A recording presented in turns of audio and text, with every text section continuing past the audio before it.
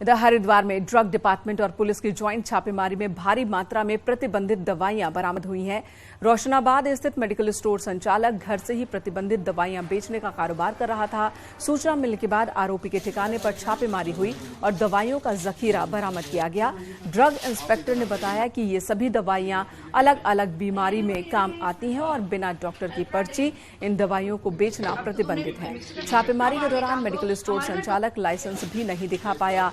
आरोपी के खिलाफ सिडकुल थाने में केस दर्ज हुआ है।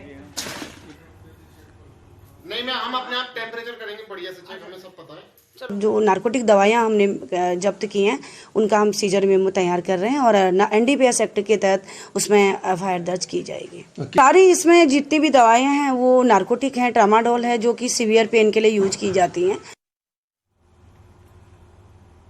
गुजरात की जीत ने जहां बीजेपी को खुश होने का मौका दिया है, वहीं हिमाचल प्रदेश में ही हार ने बीजेपी को निराश कर दिया है। सीएम पुष्कर सिंह धामी का कहना है कि गुजरात का रिजल्ट ये दिखाता है कि भारत जोड़ो यात्रा को जनता ने नकार दिया है और इसलिए कांग्रेस को भारत जोड़ो यात्रा बंद कर देनी चाहिए।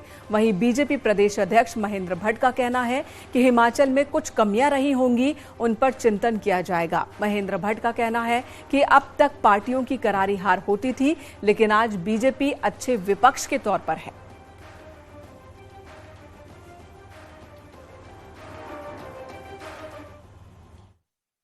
कि जो लोग आज भारत जोड़ो यात्रा पर निकल रहे थे, जिन्होंने कभी भारत तोड़ने का काम किया था, चाइना को ज़मीन देने का काम किया था, पाकिस्तान को जो है पाकिस्तान देने का काम जिनके नेतृत्व में, जिनकी पार्टी के समय में हुआ था, उसको जनता ने नकार दिया है। इन सबको ये यात्रा सब बंद करनी चाहिए। अभी तक का परिणाम का दूसरे पक्ष में कहूँ तो जब कोई दल हारता था तो बुरी तरह हारता था, लेकिन आज हम लोग एक अच्छे विपक्ष के रूप में हिमाचल के अंदर है और केंद्र की योजनाएं हिमाचल के हर स्थान तक पहुंचे। कांग्रेस हिमाचल प्रदेश में जीत गई है और इस पर जश्न के साथ साथ ही जोश उत्तराखंड कांग्रेस का भी बढ़ गया है। हिमाचल के रिजल्ट ने उत्तराखंड कांग्रेस के नेताओं को ये मलाल जरूर करवा दिया कि अगर गलती ना होती तो उत्तराखंड में भी सरकार होती। पर अब हिमाचल से मिली हिम्मत के बाद 2027 के लिए कांग्रेस के हौसले बुलंद दिख रहे हैं।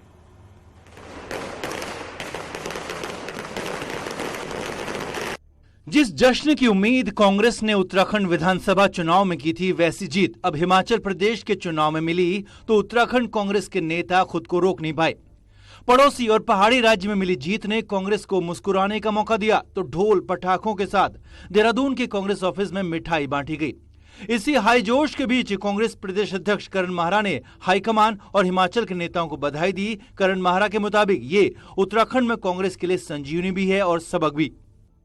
हमारे लिए संजीवनी का काम करेगी और हमारे पार्टी के अंदर भी एक संदेश है कि हमारी जो गलतियां थी उसको, उत्तराखंड की जो गलतियां थी उसको हिमाचल ने नहीं दोहराया। हिमाचल ने एकता दिखाई, हिमाचल के लीडरशिप एक रही और हिमाचल में कांग्रेस की सरकार बनी और आने वाले 27 में आपको यही रूप उत्तराखंड में भी दिखाई देगा। उत्तराखंड में साल 2017 में कांग्रेस के 11 विधायक थे और 2022 में आंकड़ा 19 पहुंचा, पर हिमाचल की तरह बहुमत का आंकड़ा पाने के लिए कांग्रेस को कड़ी मेहनत करनी होगी। हिमाचल में हुए इसी बदलाव को कांग्रेस नेता 2027 के लिए अच्छा संकेत मान रहे हैं। हिमाचल चुनाव में सबसे ज्यादा प्रचार करने वाले कांग्रेस नेता प्रीतम सिंह की माने तो उत्तराखंड में गलतियां भारी पड़ी, वरना 2022 चुनाव कांग्रेस ही जीतती। 22 जीत सकते थे, कुछ हमसे चूक हुई है, जिस चूक की वजह से जो है हम नहीं जीत पाए, लेकिन 2027 में निश्चित रूप से कांग्रेस प्रदेश के अंदर सरकार बनाने का काम करेगी। उत्तराखंड और हिमाचल प्रदेश के विधानसभा चुनाव इसी साल हुए, पर दोनों राज्यों का रिजल्ट बिल्कुल उलट रहा। उत्तराखंड में कांग्रेस नेता हो या कार्यकर्ता, हार की वजह बड़े नेताओं की आपसी लड़ाई और मुस्लिम यूनिवर्सिटी के मुद्दे को मानते हैं, पर हिमाचल के रिजल्ट ने जीत की उम्मीद छोड़ चुके कांग्रेस नेताओं और कार्यकर्ताओं का भरोसा जरूर बढ़ाया है। देहरादून से न्यूज़ 18 के लिए दीपांकर भट्ट की रिपोर्ट।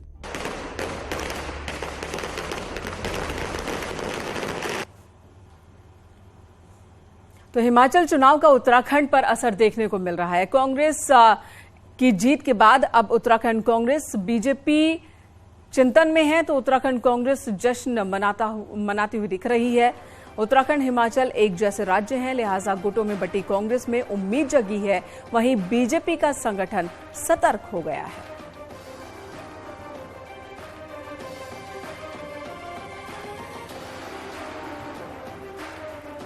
दीपांकर भट्ट हमारे सहयोगी इस वक्त हमारे साथ मौजूद है। दीपांकर, जाहिर सी बात है कांग्रेस के लिए जश्न का मौका है।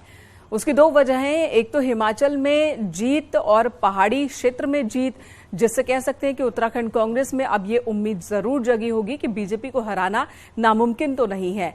और दूसरी बड़ी बात जो कांग्रेस ने सबक ली है कि अगर गलती ना होती तो हम 22 ही जीत गए होते। तो गलती को समझना जानना सबसे पहले जरूरी है उसे दूर करने के लिए। बिल्कुल मेनका, जिस तरह से हिमाचल चुनाव के नतीजे आए हैं, कांग्रेस के नेता उससे खासे उत्साहित हैं। लेकिन कांग्रेस के सभी नेताओं के बयान अगर हम देखें पिछले 24 घंटों में, तो सभी ने यही बात कही है कि हम अगर एकजुट होते हम 2022 का चुनाव नहीं हारते।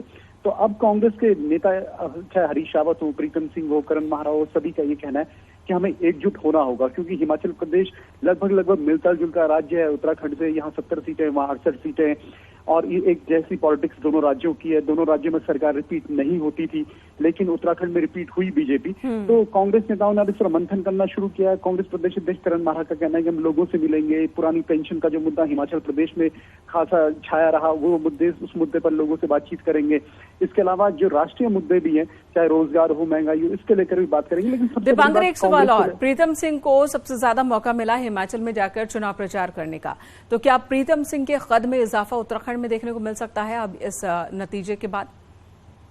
प्रीतम सिंह यहाँ पर कांग्रेस के प्रदेश अध्यक्ष रहे, नेता विपक्ष रहे, और चक्राता सीट जहाँ से वो विधायक हैं, वहाँ का एक बड़ा इलाका हिमाचल प्रदेश से लगता है, और कई सीटों पर जाकर उन्होंने प्रचार भी किया।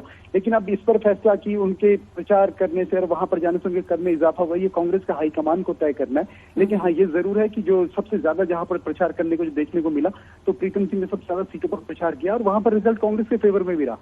ठीक है, धन्यवाद दीपांकर इस वक्त पूरी जानकारी देने के लिए। तो कांग्रेस को कम से कम जश्न का एक मौका तो मिला, हिमाचल ने ये मौका दिया है, और कांग्रेस इस तरह से हिमाचल से लेकर उत्तराखंड तक जश्न